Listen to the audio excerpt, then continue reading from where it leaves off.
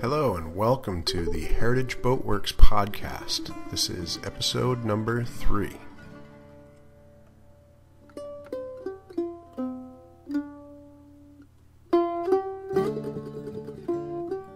Thank you for tuning in today, folks. I am your host, Jed Lavoie.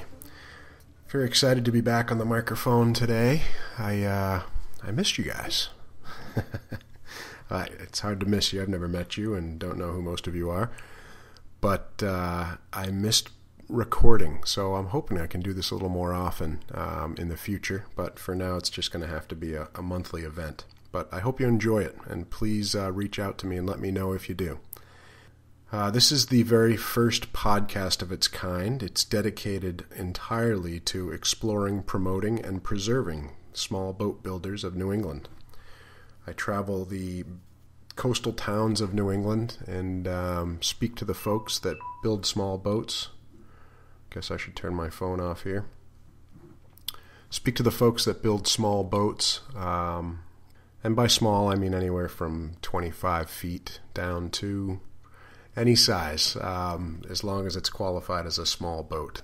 So please connect with me. I've spent a lot of time on the website. I don't know if any of you folks have gone to my website when I first started this podcast. Well, it's changed dramatically.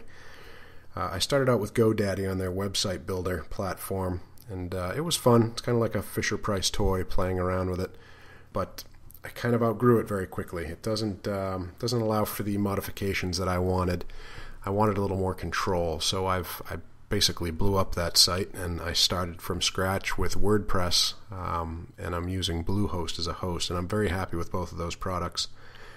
I highly recommend them. I'm not an affiliate yet, but highly recommended. WordPress is an amazing program and a lot of fun to work with to build sites. So go check out my site. Let me know what you think. It's pretty big. There's a lot of stuff on there if you got some time to kill. Give me some feedback. If you click on the Contact Us button, there's a small form in there that you can leave some comments for me, and also subscribe to my monthly newsletter. No harm in signing up for that. I'm not going to give your address away to anybody. Just want to have a way to connect with the folks that are listening. And I certainly won't try to sell you anything on the emails either. The emails will be nothing but information. I also have a blog that I've been working on here and there, so most of the stuff is about boating. There's a couple that are non-boating blogs. Leave some comments on there. Let me know what you think. You can also connect with me on Facebook if you search for Heritage Boatworks, or if you simply type facebook.com/heritagebw. You'll go straight to my Facebook page, and it's updated quite a bit. I'm a little bit of a Facebook junkie, so I'm on there all the time. There's a lot of pictures on there of some boats I've built. So that's about it as far as the update goes. Well, let's start off with this. My daughter is 7 years old, and she's very challenging to put to bed. She has a hard time kind of shutting her brain off at night. And not to mention, when it comes to life, she's fearless. She'll do anything. She'll climb up rock walls and go down a zip line into the woods.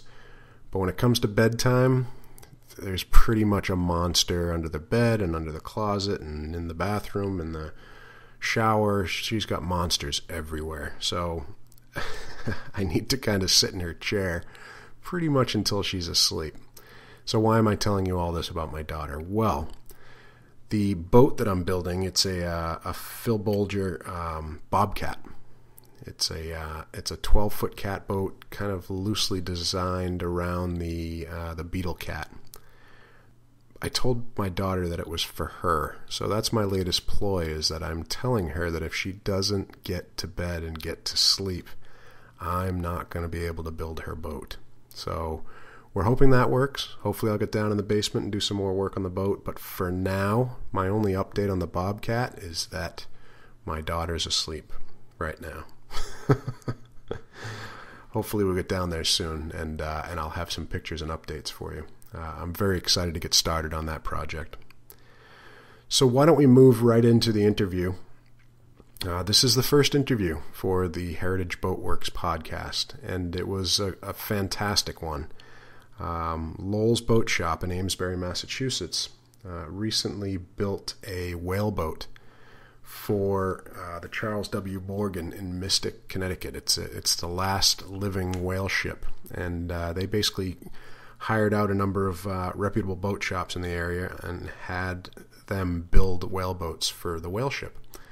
And Lowell's Boat Shop was one of them. So I was able to get an interview with a gentleman named Graham McKay, and he is kind of the jack of all trades at Lowell's Boat Shop. He runs the shop there. He's the head builder. He's the manager. He runs the new apprenticeship there. He does quite a bit. So, real interesting guy. We had a wonderful conversation. I could have talked to him for hours, which I should address. I'm going to split this one into two parts. So the first part will be interview. About a 30-minute interview with him, and then the other 30 minutes will be in the second part. I'll release them both at the same time, so we don't. I'm not going to make you wait for it. I just want to keep all the shows around 30 minutes. So this is the first part, and I'll set the stage for you a little bit. We sat inside Lowell's Boat Shop, and there was a lot of hammering and nailing and planing, and it's a real old building, and the floor was creaking, and it was kind of noisy inside. It was very nice in there. The shop is beautiful. But it wasn't a great spot for a recorded interview. So Graham said, well, why don't we go outside and sit in the whaleboat? So my very first interview was conducted sitting in this beautiful, authentic 28-foot whaleboat, which really just set the tone so nicely. But I do apologize for a little bit of the wind noise. I'm new to this audio recording thing, so I'm living and learning. It's good that I got this out of the way on the first podcast, but there's a little bit of wind noise here and there. I did what I could to get it out of there, but it comes through here and there. I hope it doesn't bother you too much. So let's go right through to the interview. Take it away, Graham. Okay, hello. I am sitting at Lowell's Boat Shop in Amesbury, Massachusetts. This is my first interview, and this might be one of the coolest interview spots I've ever been in. I'm actually sitting in the whaleboat that it will be on its way to Mystic, Connecticut, to the Charles W. Morgan come springtime. I'm sitting here with Graham McKay of Lowell's Boat Shop.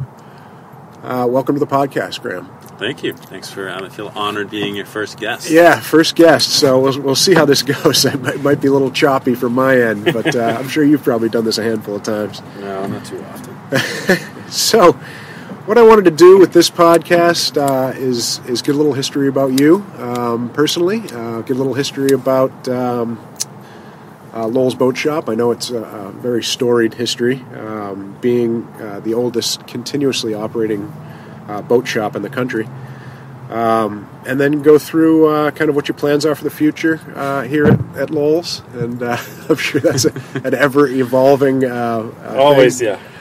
Always different, and that should be it. So, okay. So as far as you're concerned, Graham, I've done a little research on you, quite the storied past. So why don't you kind of lay out your path on where you went, say, after high school, and how you ended up here? Well, I guess if you're trying to lay down the path to here, it really started in high school. There was at the time, let's see, when was I in high school? 94 to 97. Okay. So that'll date me. And the shop had just transitioned from being a commercial shop into being a nonprofit museum. I grew up within a stone's throw of the shop. I would say I was fortunate enough to grow up within a stone's throw of the shop, and from a very early age, I was out on the river here rowing, just a little Dyer Dow dinghy thing that my family had, and before I could drive, my best friend lived about 3 miles upriver, so I'd row up to see him after school, and then I'd row home. And as the year got long, I'd be rowing home in the dark in December, which no parent would allow their kid to do now. Dodging ice floes and things. But I don't know. It gave me a good sense of independence. But in high school, I mean, I always been by the shop and driven by and rode by. Right. And that little dinging you hear, that's Nicky, the boat shop dog, running around. Very active. Very active. And I'd always been intrigued by the boats because there were always different boats out on moorings out in front of the shop. And, but I'd never really been in. Only once when I built a model as a kid did I go into the shop to get some paint, the proper paint for it. Right. And they offered some boat building class scholarship to a kid. They held classes here, and they offered a free scholarship to a high school kid. All you had to do was show up. So I showed up, and it was such a hidden secret that the instructor himself didn't really know about it. So I showed up and said, I'm here to take the class on scholarship. And he was like, oh. Looked me up and down. I was like, all right. Yeah. And I was. And I took a boat building class. Do you remember who that teacher was? That was Robert Elliott. He's up in Dover Foxcroft, Maine now. He builds Windsor chairs. He was a boat builder here for a long, long time. And I think he still teaches at the Wooden Boat School. Oh, great. Great, up in Maine. Yep. And so it was a 6-week course. It was 2 nights a week and one night, or one all-day Saturday. And we built a little Amesbury skiff, and it was during high school basketball season, so I had to miss a few practices and things, pretend to be ill so I could come to boat building class. Right. That was the first time in my life I had to sacrifice sports for something. So I came down here and did the class, and after the class was over, I had the knowledge, and I would say it was the first class that I took where I retained. Well, I used to think 90% of what was told to me, but now that I've been doing this for a while, it was probably only about 60%. And I wanted a boat, and fortunately for me, I had people in town that I knew who were boat builders. One of whom used to go out sailing for a couple months every summer, so he let me use his shop to build a little skiff of my own, which I did, and then spent the next couple of years rowing it all over the river. And this was towards the end of high school. Yeah, toward the end of high school. And then once you've had a little wooden boat, I think you always are going to have a little wooden boat. Yes. And my first year in college, my neighbors near the shop got married, and one of the bride was, I guess, rowed down the river in my little skiff to up the aisle to get married. Nice. And for their first anniversary, she bought the boat for me to give to her husband. Yeah. So they actually still own it, though I haven't seen them use it in a long time. And so then I found myself taking care of it at least. Yeah, I think it's stored inside. I just have not seen it in a number of years. But from then on, I didn't have a dory. I didn't have a boat, so I had but no boat.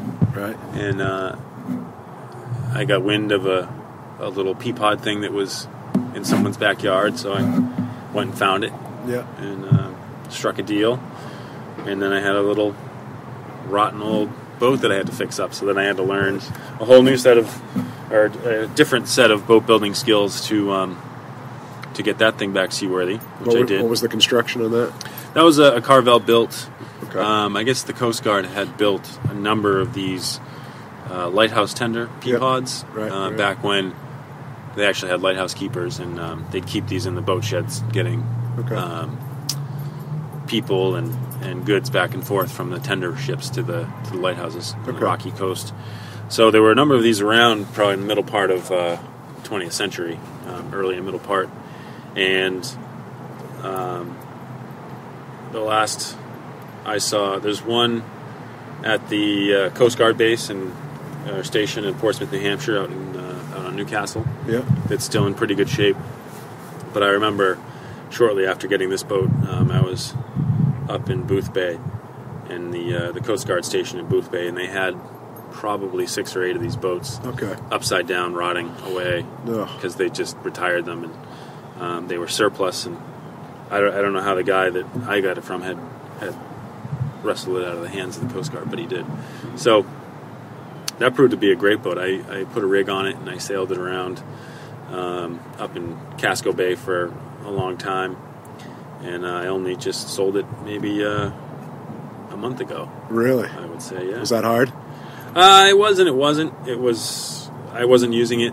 Right. Yeah. I've acquired other boats, and it was hard nostalgically, but it's good to pass on to someone that pragmatically, it was a good thing, and I passed it along, and I can't tell you any more than this, but I passed it along to a film production. So it may live on.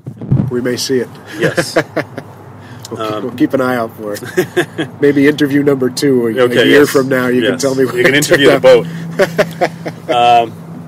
But it was a great little boat, and having sold it, I would love, because it was getting a little long in the tooth and a little soft. Right. I would love to build another one. Okay. To have, but I think it's to be a good boat builder. I think you need to have experience in a lot of boats too, which absolutely. And since working at Lowell's, I've owned a number of Lowell boats, which and used them, which I think makes it a lot easier to talk to customers and tell them about the qualities of a certain design. Right. And just before you came, I was on the phone with a guy from Florida who's got a couple of kids and wants a boat to take them out to explore some islands and go scuba diving in and that kind of thing. So nice. Having the knowledge of our boats as I do, I can kind of steer them in certain directions, which is good. Right. And tell them specifically what is good and not good about certain designs for his especially purpose. with kids. Yeah. Yep. So, where am I? So you just sold the Peapod. Yeah. More recent though. But it taught me a lot. Working on that boat taught me a lot, and I had to replace planks, and I was 19, 20 when I was doing this. And I really didn't know, but I had to figure it out. And sometimes figuring out for yourself is more of a learning experience. And were you just borrowing shop time from the folks you knew around town? Yeah, actually, the guy that was running Lowell's at the time was very good to me. Let me keep the boat here. Oh, nice. Yeah. And I'd come in and work on it for a couple weeks anyway, just enough to get it in the water. Right. And I finally did. And after that, it was in the backyard kind of stuff. Yep. So you bought the Peapod, and you had that for a while. That was towards the end of high school. So what was the path after high school? I actually bought that, I think, the summer after my first year in college. Okay. And so that was my boat building learning experience through college. But even at that time, I was doing a lot of tall ship sailing. Nice. And that would be my summer job in college. Oh. I played baseball in college, and so I had to play some kind of summer baseball, which had me a little bit wrapped up. But I eventually hurt my arm, so it gave me more time to go sailing. Were you a pitcher? Or? I was a pitcher, yeah. And but doing the tall ship thing, you, especially starting in the lower ranks, you are constantly doing maintenance on the big wooden ship itself. So you are gaining, unbeknownst to yourself, a lot of knowledge just by going around and fixing parts of boats.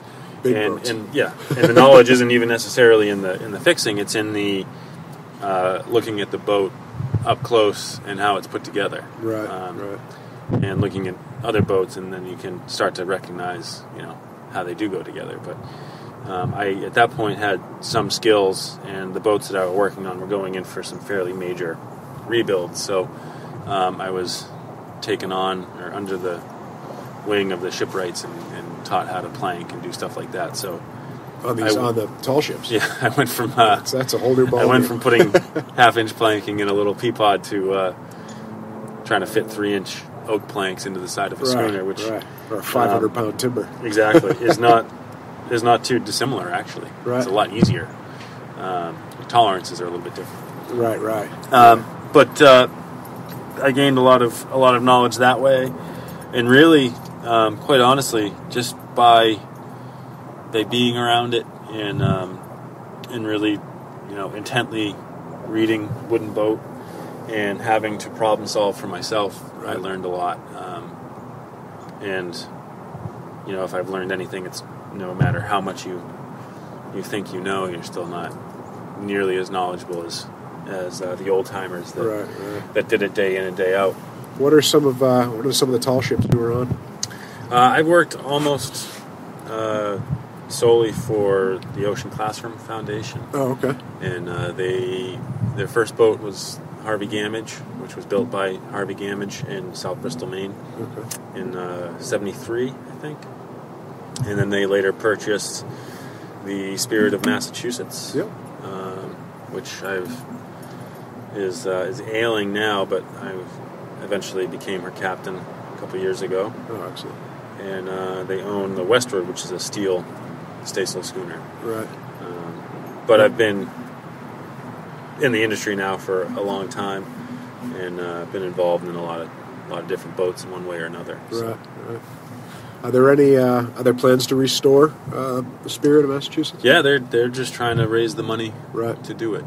It's always 75% of the battle. There it's at 95% of the battle. Yeah, it's a sizable chunk of money to do that. And at this point, she's been let to sit, I think, a little too long. So it's more money than it might have otherwise been, just because I think the rot is exponential if you let it go. Yeah. So sailing tall ships. I suppose that would move us into here. How did you end up here? I mean, you're obviously a local boy. So I was sailing tall ships, and all along realized that wasn't something to make a life out of. Right. Just because you're out at sea all the time, and it's hard to maintain any home relationships. And I always took pains to do something else while sailing tall ships. So for the years post-college, I was alternating between sailing tall ships and commercial fishing for a couple of years, which was incredibly interesting. And then I felt like I had to, as you get older, you feel like you have to have a more proper job. So that's a tough living, too, the commercial fishing. What were you fishing for? Ground fish. Okay. I worked on a number of draggers. It was, again, incredibly interesting, and it excites the gambler in you, because every time the net comes back, you're not sure what you're going to get. Right. And those are dollar signs in those nets. Exactly. Yeah. And so, feeling like I was getting older, I needed a more proper job. I started to work in fisheries management for some fisheries studies, and parlayed that into you'd call it a university job. Right. Okay. University of New Hampshire, where I was basically more or less a commercial scuba diver on a fish farm project. Okay. So I did that for a couple of years. During that time, actually, I was teaching a boat building class here. Yeah. So the management had started to struggle with owning the place, because there was another maritime museum under the same umbrella, and so the energy was split, and things weren't going particularly well here. And they had filled a boat building class, and the instructor that was supposed to teach it just bailed 2 days ahead of time. So I stepped in and taught the class, and it went okay, I guess. Nobody really could figure out that I didn't know what I was talking about, because I was at least half a step ahead of them. Right. But that was really the way I got maybe dragged back in. But that was still a couple of years out before I was going to properly be here. So I, again, working UNH, was started to get the feeling like I needed to have a more proper job. Right. And wanted to get into something a little more lifelong and career oriented. So Now, do you consider this a proper job? I do, Nice. and I'll tell you why in a minute. But it's I went back to school to get a master's degree in maritime history and archaeology. Oh, that must be an interesting degree. It was awesome. Yeah. It was the first time I actually got to study everything that I wanted to study. Right. And the books that you read for fun now have some academic purpose. Right. So I did that, and when I got done with that, or nearly done, I was back here researching and recording a shipwreck actually upriver. Yeah. And On the Merrimack? Yeah, Nice. up near Haverhill, of all places. Oh, wow. It's turned out to be a very early lightship, a lightship that was built in actually in the 1850s, pre-Civil War. And when I was doing that, I needed to do something to pay the bills and to eat, so I started teaching classes here again and doing some small things. And the shop had just gone through a transition. It had been sold out of the ownership of the umbrella that I'd previously mentioned. Yep. And a new nonprofit was formed Okay. to take over the shop. And so I came into that pretty early, and there was a boat builder here who was working, and in about 6 months she moved on, and I hadn't intended on being here to do this. Right. I was working here and going and interviewing for jobs in the underwater archaeology and maritime history sector. Yep. And when she left, there was no one else really around to take up the reins and really that knew what to do here. Right. And not that I really did, but I was the closest thing to it. So I had a couple boats to build, and I started building boats and teaching classes. And It's almost a destiny thing you ended up here, huh? yeah, well, someone at the time said to me, you're chasing around this career or whatever, and said to me that this Lowell's is essentially a blank canvas, and you can make it what you want it to be. So it took me a while to get used to that idea, but in the past 5 years and this is why I would say it's a proper job. Not that boat building isn't a proper job, or tall ship sailing isn't a proper job. They're all proper jobs, but they have their drawbacks. And boat building, I know a lot of boat builders that are 10 years away from retirement age and haven't got a whole lot of money in the bank or assets. That's not a big profit business. No, and not that I'm motivated by money, but I don't want to have to worry about it forever. Security is nice. Yes. Yeah. But here, it's I get to build boats, which is fantastic. Yeah. And having something tangible to do with your hands is really, I think, it's far more rewarding than almost anything else. And we also do we do a lot of education, so I get to be involved in education. I get to be involved in the management and administration, so fundraising, all that kind of stuff I'm involved in. And there's always museum stuff, so I'm the closest thing that we have here to a curator. Right. And basically have my hand in all sorts of different pots. Yeah.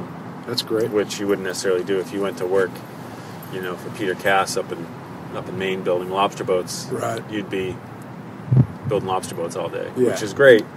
But I don't do well with repetitive things. I need to keep busy, keep my mind busy with thinking and doing different things. So take a break from the boat building for a minute and and deal with 80 kids that just came in for an hour, and then when they go, you deal with fundraising or all sorts of things. That's great. It's definitely gotten in the way of boat building, and now I get the hours of basically 8 to 10 in the morning. Yep.